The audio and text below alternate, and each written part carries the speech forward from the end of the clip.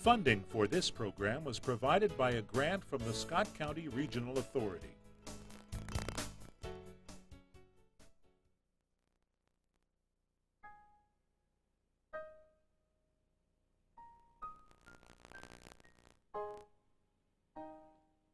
Flowing through the heart of North America is one of the world's great rivers, the Mississippi. This magnificent channel begins as a small stream in the north. Its muddy waters churn southward for over 2,300 miles, where at last it empties into the Gulf of Mexico. Mark Twain once described the river as a wonderful book with a new story to tell every day.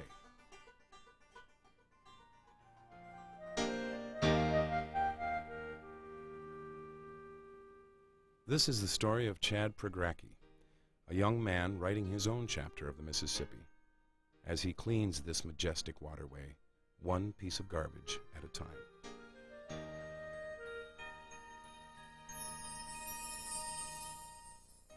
Chad Mitchell Progracki was born December 4th, 1974, the second son of Kiki and Gary Progracki. Married in 1967, the Prograckis moved to the river the following year. Both Kiki and Gary had spent many happy hours on the water as youngsters, and they wanted that same experience for their own children. To them, the river was a place to play, explore, and learn. For Chad and his brother, their backyard just happened to be the Mississippi River. They loved to fish. We had a wonderful willow tree, and we have a boardwalk, and both Chad and Brent would be down on the boardwalk late at night, just fishing under the willow tree. I mean, the true, Chad wouldn't like it if I said it, but the Huck Finn and Tom Sawyer scene, most of the time, we didn't really have to worry about them as to where they were. We could generally look out front, and they'd be down on the beach. The brothers learned to water ski, fish, ice skate, and ride bikes, with Brent happily leading the way in the role of elder brother. The other thing that was really so advantageous for both of our sons when they were growing up is Gary was in teaching, and so he'd have the summers off, and more often than not, after I would leave for work each day, they would get in the boat and they would go somewhere on the river. They'd, cook out on the islands and, stop off at different places and bring home treasures and just spend a lot of time observing and just being part of nature. A busy kid with boundless energy, Chad attended Hampton Elementary School, located a few miles downriver from his home. He moved on to United Township for his high school years. It was during high school that Chad joined his brother Brent as a commercial mussel diver. In order to save money, the boys camped out on the river islands. That was their vision of future employment, and I think the way Chad really got into it was by Brent being into it first. He wanted to work on the river, and there's only a few ways to make money for someone in high school and college. You either fish or shell. When I was 15 and my brother was 20, one of his best friends since grade school, went to Cub Scouts together and everything, was already in clamming and decided to do it, and he wondered if my brother wanted to try it too. So my brother's friend Randy David got him into shell diving. But the boat they were using was our John boat, which actually came from a flood and was smashed up, and we used it for years and years.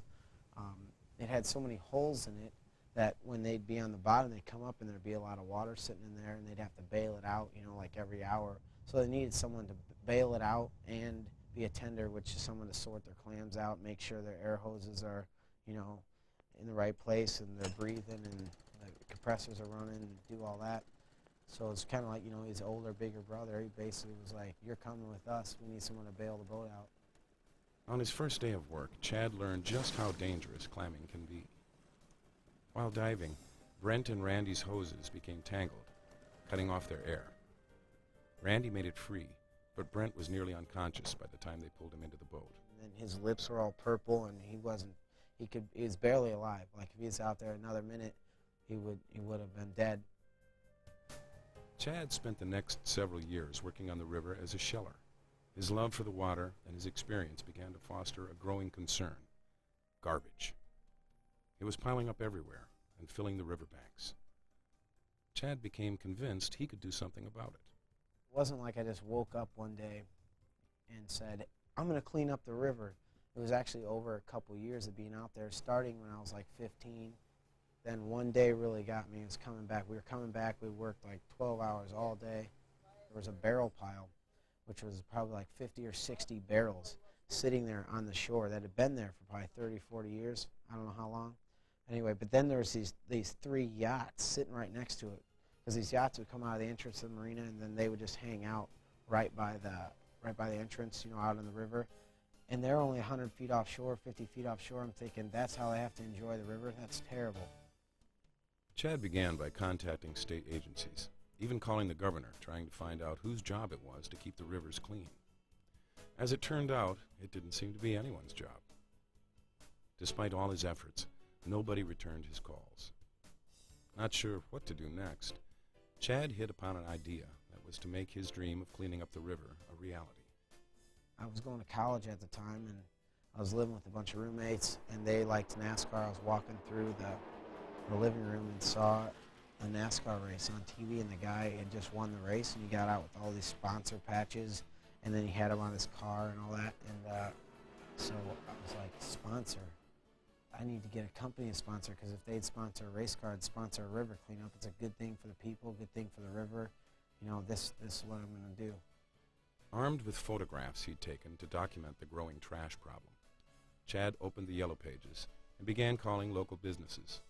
His first call was to the aluminum giant, Alcoa. He came to the front door, knocked on the door, and whoever answered the door right outside this office, he said, I want to talk to somebody about cleaning up the Mississippi River. And he had a baseball cap on with his hair pulled back through the back part of it.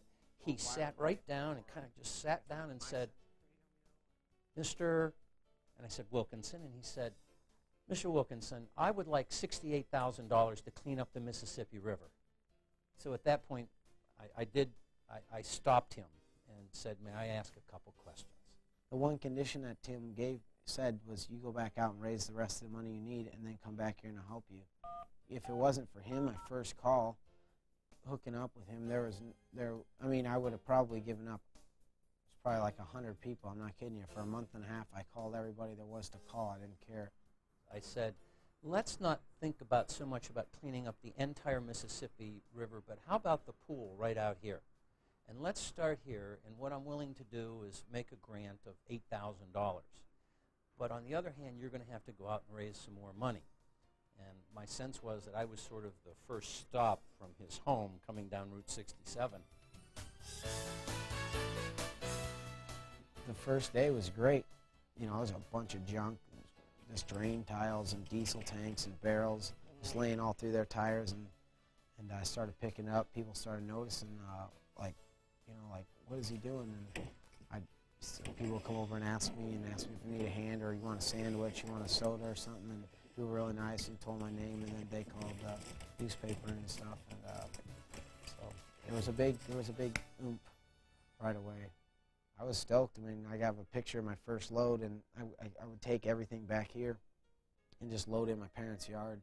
This whole yard here was full of garbage. Like, I had it all sorted out with tires and appliances and metal, and then the actual garbage, and used my dad's trailer for that. So it's kind of like station. I'm not sure quite what they thought of it. They thought it was cool, but they're just like, I think they were amazed at like that it actually happened.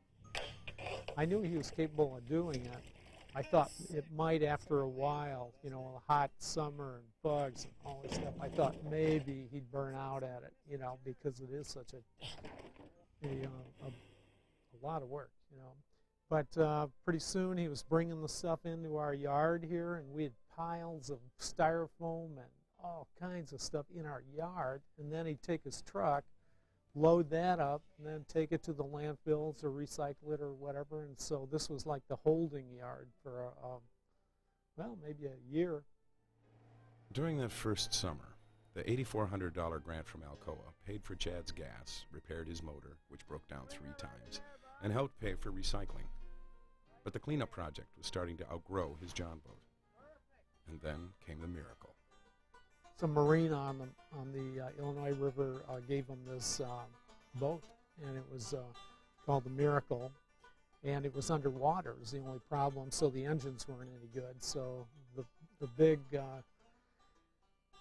problem of that day was to figure out how to motorize it, you know, and get them to have that to live in, you know. And so we went to the Illinois and reworked this houseboat, and Honda was good enough to donate some engines, and then we had to beef up the transom, you know, to hang the engines on, and that turned into maybe a 3-month project. I was headed for a landfill. These guys didn't come to pick it up. They're going to crush it and throw it away. So that was a recycled boat, and that's pretty nice to say, you know, we're living on a recycled boat. It's called the Miracle. That was the name of it. It's a miracle. With the addition of, as Chad would call it, his world headquarters, he decided that his project needed a name. I named it Living Lands and Waters because I knew, like, right away, after even doing this like 2 months, that I wanted to be doing this type of work for the rest of my life. You know, I love working on the river, and I love working with the people, and people were really supportive, and it was just great. So I wanted to do something that wouldn't tie me to one particular place necessarily and be kind of general. So I named it Living Lands and Waters, because there may be other projects down the road, you know, that we do, and so that's kind of how the organization came about. People became aware of his work pretty much when he was alone here on the river. First, Chad really was not interested in working with the media. He felt that, you know, they wouldn't have the right clothes, it's really dirty work, and he's really busy, and he was trying to find these reasons why he really just didn't have to go that route. And then Gary and I, being in education, we knew that, you know, the writers and the media people, they teach the world, and Chad really was not able to educate people about the need to remove trash from the water. He really needed to partner with media, and so once we pointed that out, he became a little more accepting of the idea. When the first reporter showed up dressed in a skirt and heels during the summer of 1997, she quickly discovered the reality of what Chad's river cleanup entailed. It was messy work. Soon after his story appeared in the local newspaper, it was picked up by the Associated Press, and that's when the phone started ringing. It's just been very interesting, very diverse with the amount of interest. It was way beyond our imagination that would ever happen. We knew the project would take off. We knew he was so committed that the work would be done one way or the other, but we really didn't anticipate the interest level that the media seems to have. After a profile on Chad's river cleanup appeared on CNN, musician Lenny Kravitz called him to talk and wrote, "Can we find a reason?" in honor of Chad's work.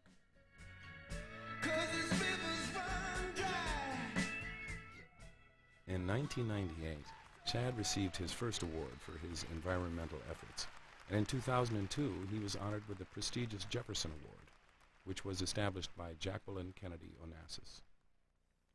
Chad's approach to that was, "What's this?" And he called me right away. And I said, "Excuse me, you're getting the what?" And he says, "Well, what is it?" And I said, "This is a pretty big deal." And I remember he said, "Do you think I should go?" And excuse me, and yes, I think you should. And it was really, really unique. And I'm not sure what was bigger to him, that Jefferson Award or the fact that he got invited, I think, by Billy Joel out to do something in Long Island.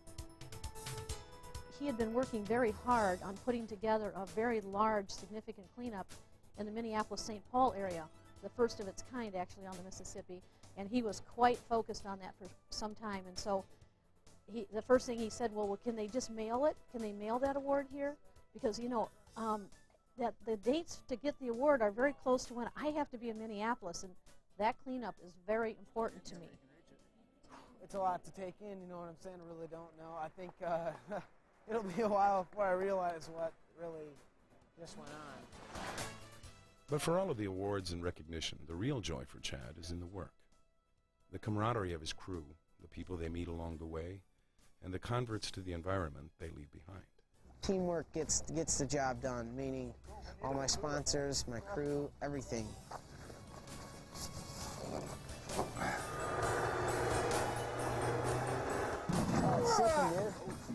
Get up from underneath it. All right, that's it. You got it. I enjoy it. I enjoy the work. I believe in it. It's time for something positive to happen, and this is the gig. That's the one. All right. Operation Big Mystery Barrel thing done.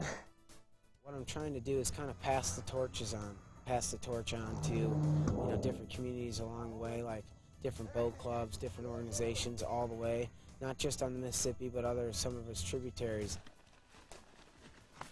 With each new cleanup, the volunteers who turned out, both young and old, walked away with a new appreciation for the enormity of the job of cleaning up the nation's rivers. And I met Chad today when we were registering. My impressions so far are that he is very well organized for such a young kid. I didn't think he was the guy when he started giving the speech. They introduced him, and I was impressed with how young he was, how organized he was.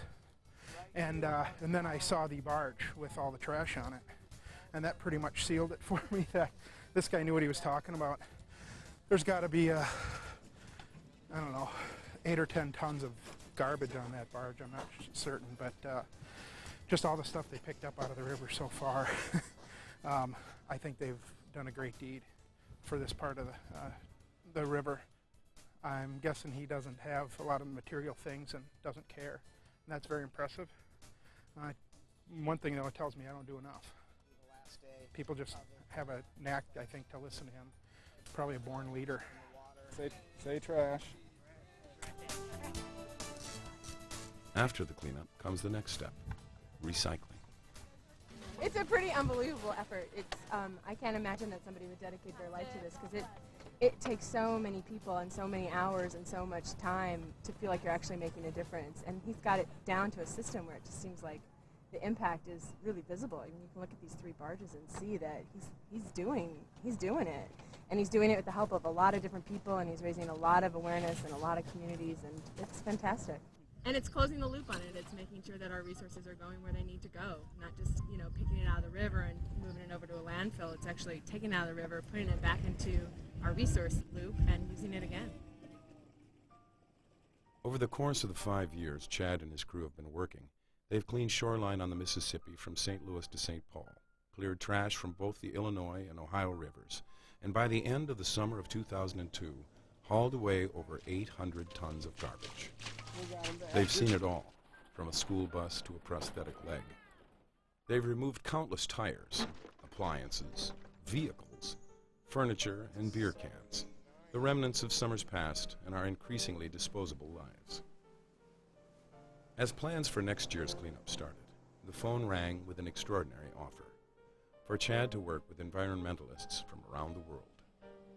That first CNN piece that aired 5 years ago, a guy named Jeff Foote, he's with Coca-Cola, he's in charge of all Coca-Cola Environmental internationally. He saw that piece, and that was 5 years ago, and was like, wow, I thought that was really cool. And he remembered my name and what I did for 5 years, and so he called me up thinking that I'd want to, be a part of going over to the World Summit, Johannesburg, World Environmental Summit. The lady was Soul, and she was talking all about how she got into wanting to clean up the rivers around here and all the stuff that matters, and I was just like sitting there being quiet, just listening to everything she was saying, just going, I'm 8,000 miles away from home, and here's the person that is on the same wavelength and talking about the same stuff and like the importance of it and all the steps and getting people to go down and have a stake in the river by taking pride in it and picking it up. I don't know, it's just really, really moving the whole time I've been here. Everything has been. I was telling one of the ladies that organized the cleanup here today that I've been in this American bubble, which isn't a bad bubble by all means, but it was just good to break out.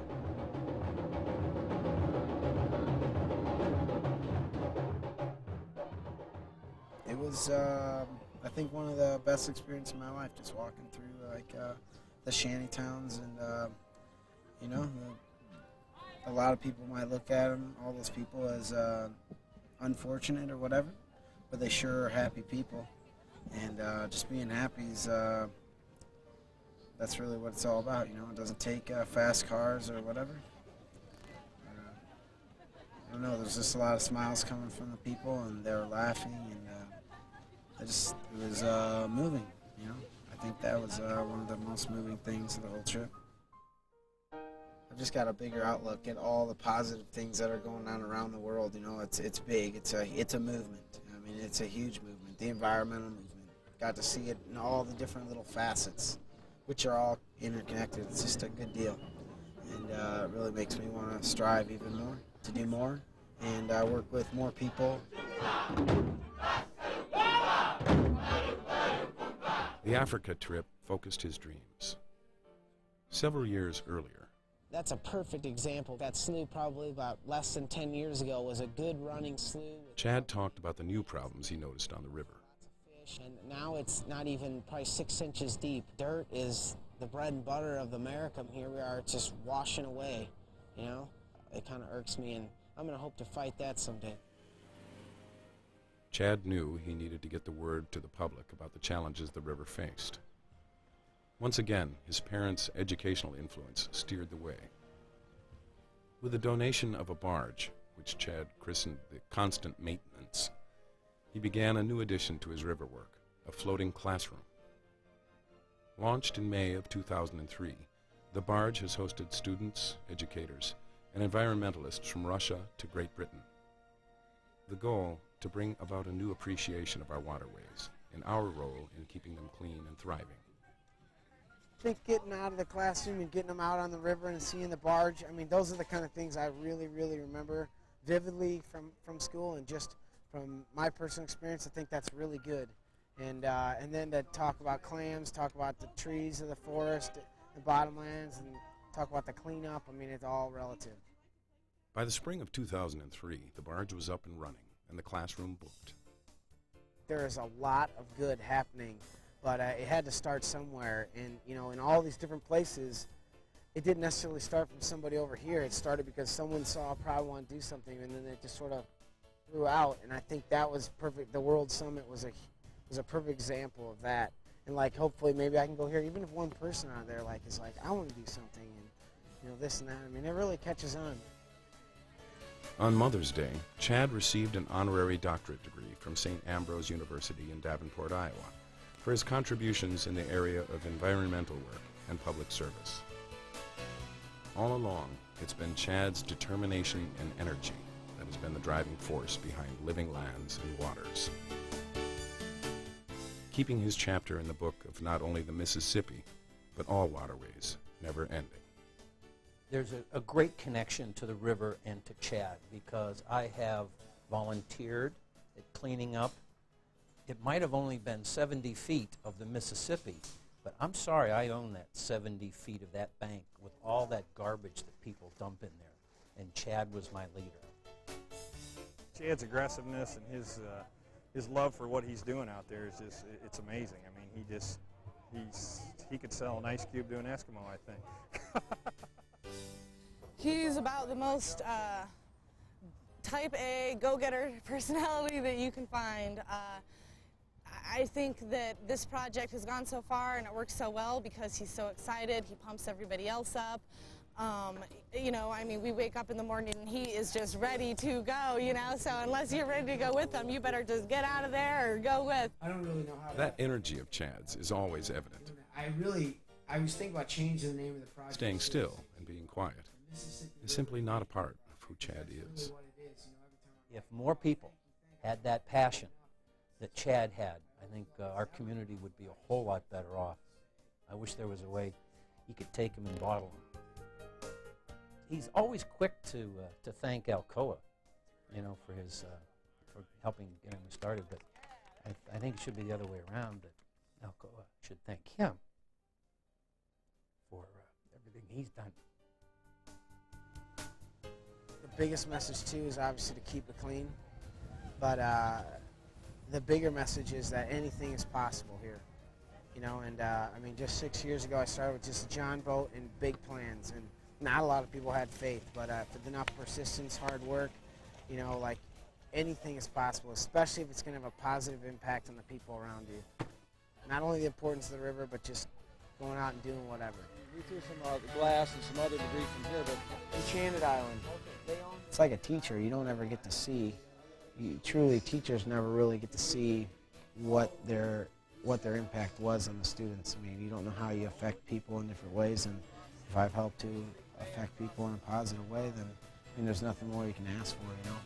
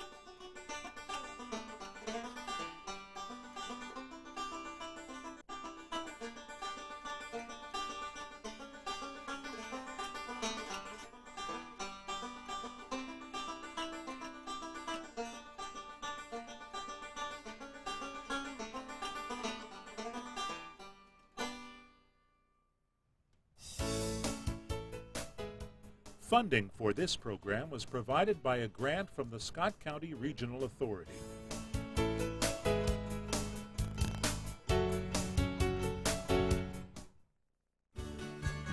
We are PBS.